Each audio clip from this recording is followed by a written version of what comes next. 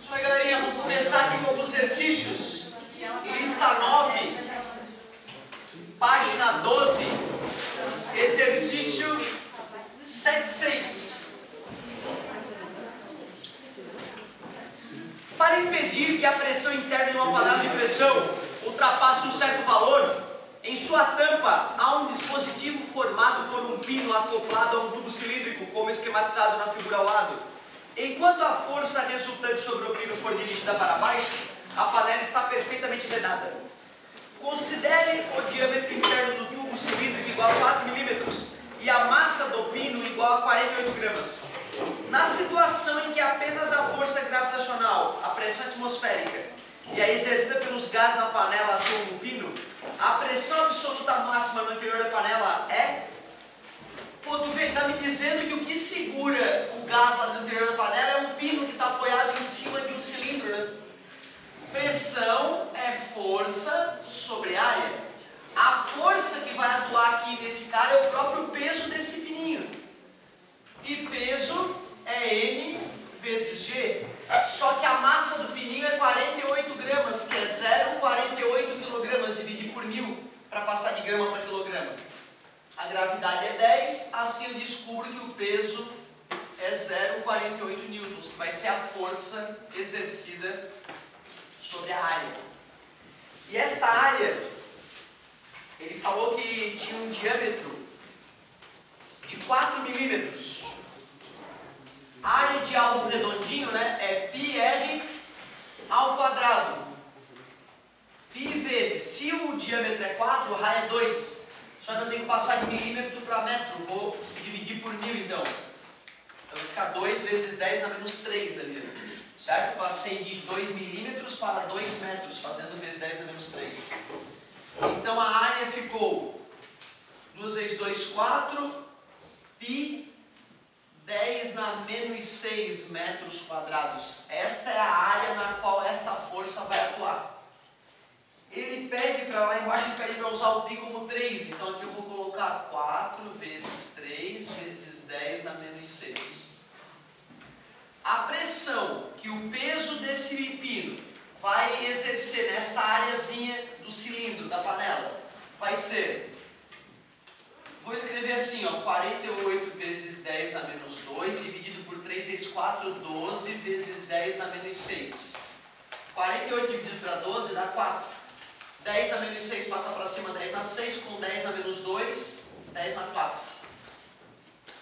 Só que tu vê, ele quer a resposta em atmosferas. Pelo menos ele me disse que uma atmosfera é o mesmo que 10 na 5 Pascal. Então eu posso dividir esse resultado em Pascal por 10 na 5 para passar para a atmosfera.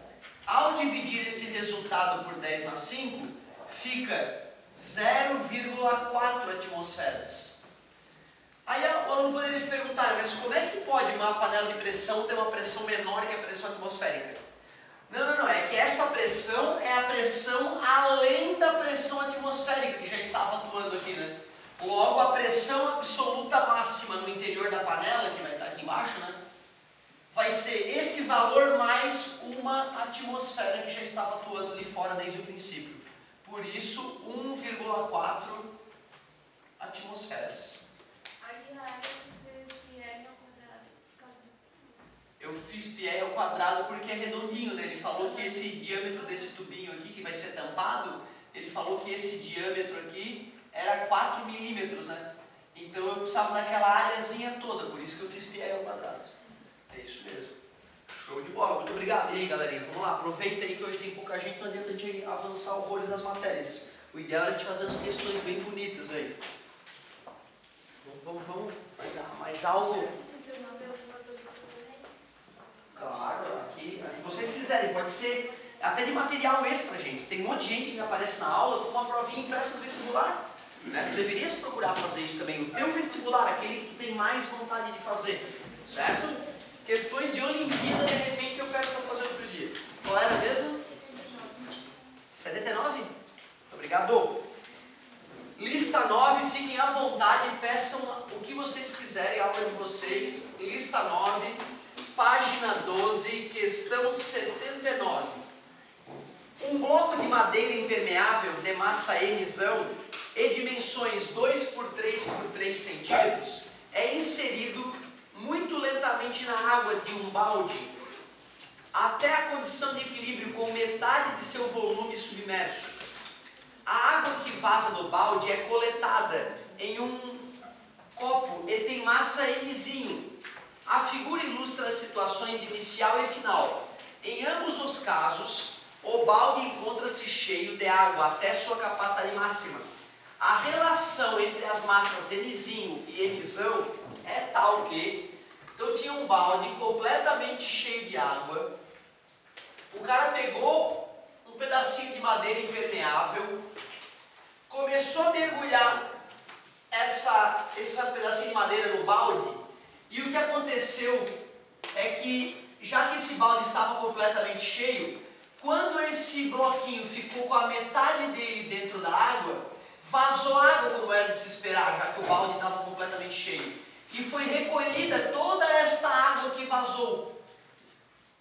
Ele estava dizendo que esse bloquinho de madeira tinha uma massa Mzão e disse que a massa da água que vazou é Mzinho. Ele quer saber a relação entre isso. Quando Arquimedes sacou como é que se calculava empuxo, foi essa sacada que ele teve. Se eu tenho um objeto e fora da água esse objeto tem que fazer uma força para sustentá-lo, quando eu boto esse objeto na água e ele flutua na água, a única explicação, a água está fazendo a força que antes eu fazia nele para ele ficar parado. Entende o que eu digo? Eu estou segurando a apostila, como fingir que eu estou fazendo um Newton. Se eu boto ela na água e ela flutua, a água está fazendo quanto nela? 1 Newton. Essa é a coisa importante tu ver. Isso não é hidrostática, isso é dinâmica. Isso são as leis de Newton que eu estou raciocinando contigo agora. Objeto tem peso de 100 newtons. Que força eu devo fazer para sustentá-lo? 100 newtons. Objeto de 100 newtons flutuando na água. Qual é o empuxo atuando nele? 100 newtons? 100 newtons, pô. Tu vê, isso não é hidrostática, não é a matéria atual, é a matéria lá de trás. Que às vezes a gente acha que entendeu, mas não está bem resolvida no nosso coração ainda. Então beleza, o primeiro passo foi. Quando Arquimedes começou a pensar nessa força que sustenta o objeto, ele pensava assim inicialmente, ó. Se eu tenho uma esfera de água flutuante na água, tu consegue imaginar isso? Um aquário cheio de água, aí tu vai lá e imagina uma esfera de água lá dentro. Eu tenho todo o direito de fazer isso, não? Tem aquela esfera de água lá, não tem? Ela só não está separada do resto da água, mas a minha mente humana me permite. Ou uma esfera de água flutuando na água. Tudo bem para vocês? Mas e se eu tiro essa esfera de água? Eu não vou ter que sustentar ela com o peso dela própria? Ah, então a força que está empurrando ela para cima é igual ao peso dela. Então o empuxo que faz essa esfera fictícia de água flutuar é igual ao empuxo. Foi daí que o Arquimedes percebeu como é que se calculava o empuxo. Ah, claro que o empuxo é igual ao peso da água deslocada. O Arquimedes não sabia por que o empuxo existia. Ele só sabia calcular com um golpe filosófico foda. Ele não sabia por que existe empuxo. Arquimedes, não faço a menor ideia. Só sei calcular. Quer que eu calcule para ti? Eu calculo. Agora, por que existe deve ser coisa de Deus. Coisa divina. Tu vê que interessante, né? Saber calcular uma coisa, mas não saber por que ela existe. Tem um exemplo mais bizarro. Atração gravitacional. Eu sei calcular a atração gravitacional, mas ninguém sabe por que massa atrai massa até hoje, 2015. Nós não sabemos o que tem dentro do átomo que faz um sentir a presença do outro, um atrair o outro. Que foda, né, cara? Conhecer o cálculo e não saber a origem dele. Bom, acabou a questão. Esse cara estava flutuando na água, então o peso é igual ao empuxo.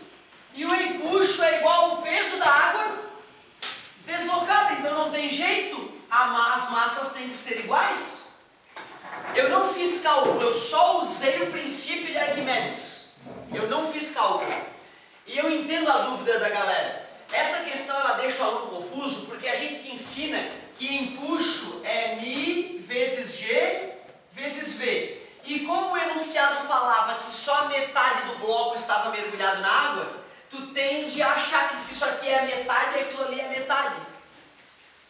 esse aqui é o problema.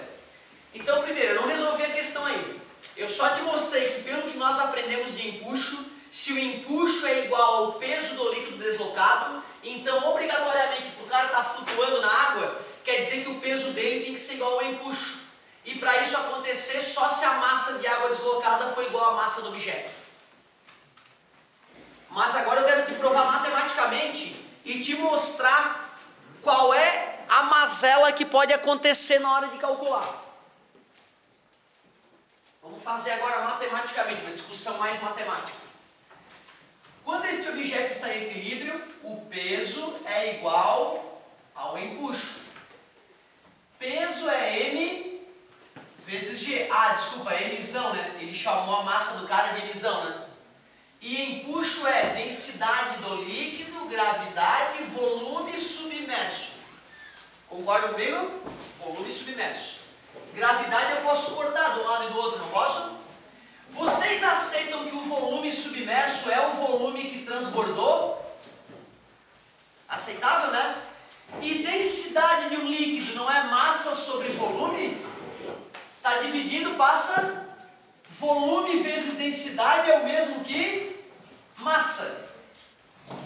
Essa densidade é a da água, não é? Esse volume não foi a água que transbordou? Então vocês aceitam que μ vezes V é a massa de água que caiu aqui fora? Então eu provei que o emissão é igual ao emizinho. Provei matematicamente aquilo que nós tínhamos concluído pelo princípio de Arquimedes. Sem fazer conta. Porém, muitas das nossas questões, a gente tinha que fazer assim, olha só o perigo. Para outra questão, nós agiríamos assim, ó.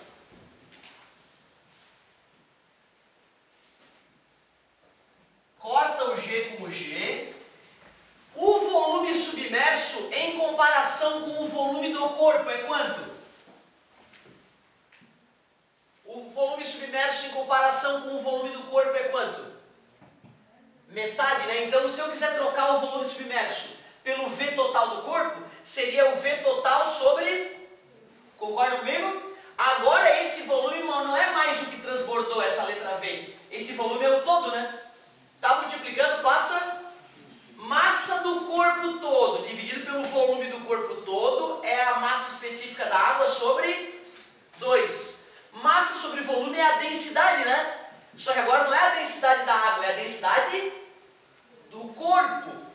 Então tu vê, se eu faço a substituição que o cara gostaria que eu fizesse, eu tiro uma outra conclusão que não tem a ver com a pergunta da questão. Eu tiro a conclusão de que a densidade do corpo é a metade da densidade da água, por isso que ele flutuou com a metade dele para fora. Certo? Como a maioria das questões pede esse tipo de conta, quando ele pediu uma coisa um pouco diferente, a gente fica meio cabreiro de raciocinar, né? Esse volume submerso é o volume de água que transbordou. Densidade vezes volume é a massa de água que caiu. Certo? Então provamos o que nós queríamos. E aí nós demos uma revisadinha nas ideias por trás do princípio de Arquimedes. Show de bola, muito obrigado. Tinha letrinha, né? Não sinalei qual era a letrinha.